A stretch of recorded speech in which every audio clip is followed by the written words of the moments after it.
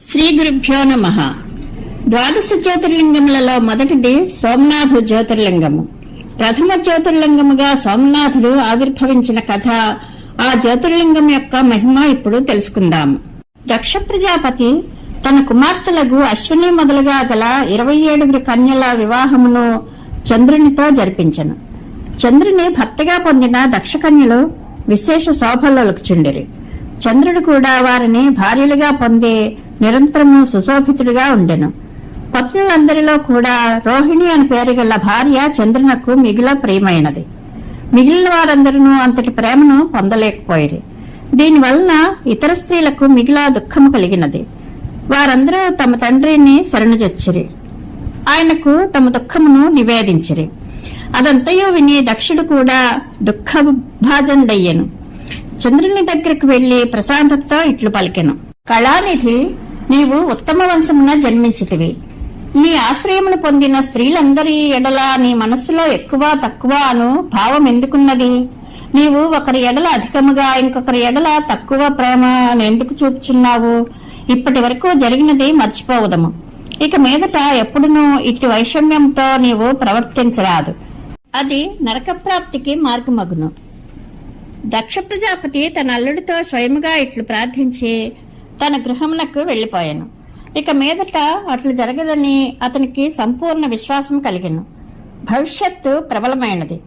దానికి వివసుడై చంద్రుడు ఆయన మాటలను వినలేదు. అతడు ఇతర భార్యలను అనాదరము గావించినంతగా రోహిణియందు ఆసక్తుడయ్యను. దీనినంతయు విని దక్షుడు దుఃఖించెను. మరలా స్వయముగా చంద్రుని చెంతకు వచ్చెను. ఉత్తమ నీతిని తెలుపుచూ నచ్చజెప్పసాగెను. న్యాయోచితముగా వ్యవహరింపవలనని ప్రార్థింపసాగాను. చంద్ర, వినుము. ఇంతకు మునుపు నేను అనేక సార్లు నిన్ను ప్రార్థించితిని. అయినప్పటికీ నీవు నా మాట వినలేదు.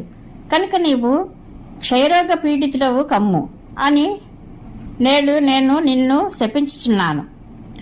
దక్షిణిట్లు పలుకుచుండగా ఆ క్షణముననే చంద్రుడు క్షయరోగగ్రస్తుడయ్యను. అతడు క్షీణించుట తోడనే అన్ని దిశలయందు గొప్ప హాహాకారములు వ్యాపించెను. అయ్యో అయ్యో, ఏమి చేసేదము? చంద్రుడు ఎట్లు స్వస్థత పొందును అని దేవతలు ఋషులు పలకసాగిరి. ఇట్లు దుఃఖభాజనులై వారందరూ వ్యాకులతకు లోనైరి. ఇంద్రుడు మొదలగు దేవతలకు ఋషులకు చంద్రుడు తన పరిస్థితిని తెలిపెను. అప్పుడు ఇంద్రాది దేవతలు, వశిష్ఠాది మహర్షులు బ్రహ్మను శరణుజొచ్చిరి. వారి మాటలను విని బ్రహ్మ, దేవతలారా, జరిగినదేదో జరిగిపోయినది. దానిని ఇప్పుడు సవరించుట జరగదు. ఇది నిశ్చయము.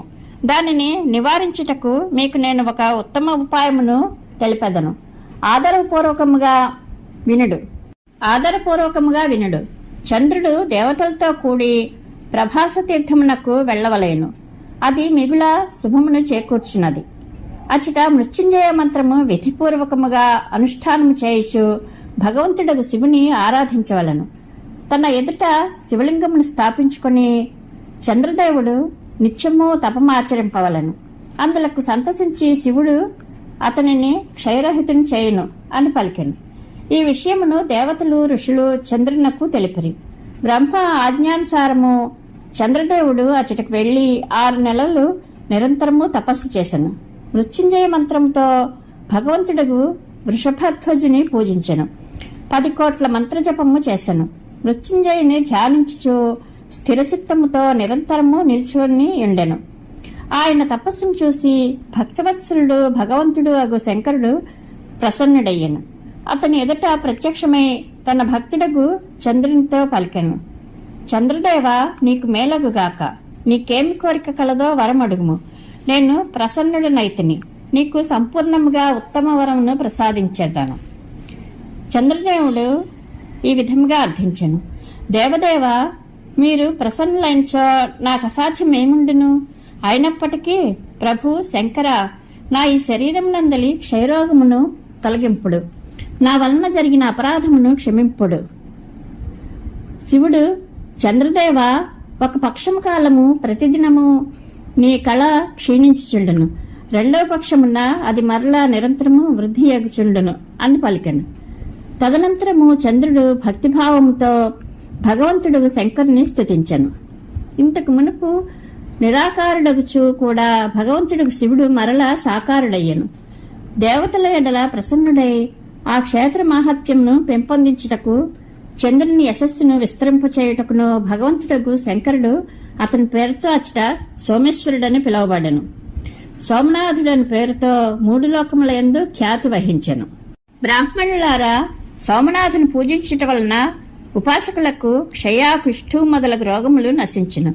ముల్లోకములకు స్వామియు సాక్షాత్తు భగవంతుడగు శివుడు చంద్రుని పేరుతో భూతలమును పవిత్రము చేయుచు ప్రభాస క్షేత్రమునందు విద్యమానుడయ్యను.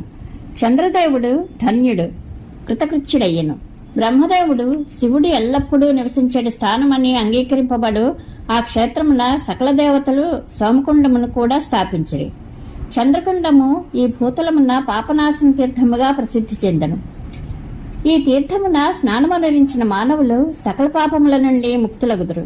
క్షయ మొదలగు అసాధ్యమైన రోగములతో బాధపడువారు ఈ కుండమున 6 నెలలు స్నానమనరించినచో ఆ రోగములు నశించును. ఆ ఉత్తమ తీర్థమును సేవించి వారి కోరికలు, ఉద్దేశ్యములు సఫలమగును. ఇందులో సంశయం లేదు. చంద్రుడు స్వస్థుడై తన మునుపటి కార్యములను నిర్వహించసాగెను. నేను మీకు సోమనాథుని ఆవిర్భావ ప్రసంగమునంతయు వినిపించితిని.